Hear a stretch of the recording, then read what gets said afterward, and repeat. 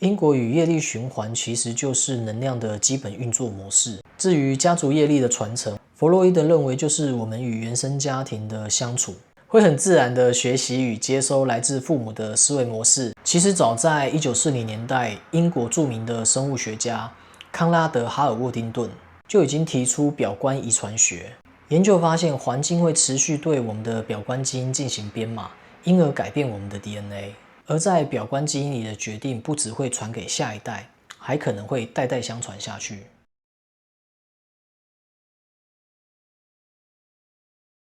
以前我都以为因果循环、业力轮回，甚至是家族业力，不过只是民间信仰与玄学，这些就是缺乏根据的玄幻说法。直到自己真正深入去研究，才发现，其实现代科学早已透过仪器与一次次的实验，累积出非常多的实验与数据，证明了那些我们曾经觉得没有科学根据的玄幻事物。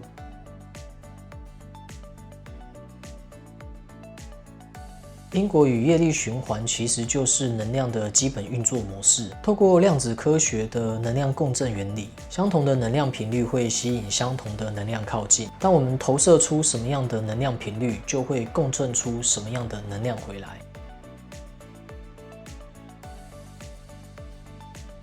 至于家族业力的传承，我之前会用心理学的角度来解释。弗洛伊德认为，就是我们与原生家庭的相处，会很自然的学习与接收来自父母的思维模式、价值观、做人处事的态度与方式，而父母又是从他们的父母辈学习与承接，所以就这样一代一代传承下来的家族业力循环。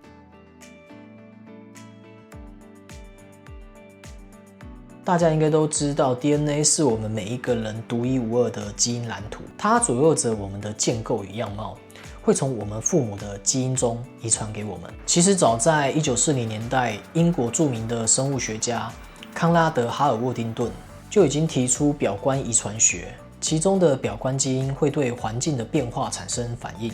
会触发 DNA 的改变。英国知名的一家专注基因研究的媒体在2023年的一篇报道中提到，透过表观遗传，我们祖先的一些基因可以传递给后代。与此同时，表观基因仍然对不断变化的环境条件保持适应能力。研究发现，环境会持续对我们的表观基因进行编码，因而改变我们的 DNA。而在表观基因里的决定，不只会传给下一代，还可能会代代相传下去。简单来说，就是在你阿公阿嬷身上产生的反应，还会持续的影响你，你的所作所为也会影响你的子子孙孙。这科学研究说明了，过去我们认为的家族业力，不再只是玄幻的说法，而是在我们遗传基因里面的代代相传。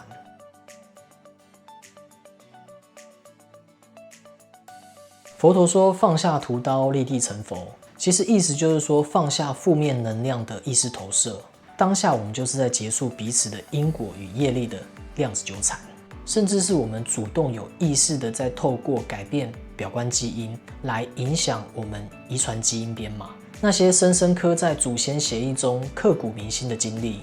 正在默默的书写着我们的生命剧本。这不是注定的宿命论，而是可以透过我们自身的改变来改写这个业力循环的纠缠。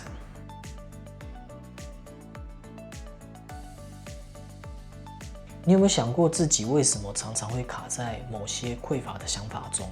或者常常事情都抱持悲观的想法，甚至对金钱、对感情充满不安全感？其实这些很多时候都是来自家族业力的传承，但我们却可以透过相同的机制，用魔法对付魔法，改变我们的思维，改变我们的想法，改变我们的环境，改变我们的表观基因，最后改变祖先传承下来的固定模式。重新定适合自己的基因编码，扭转整个家族的核心基因。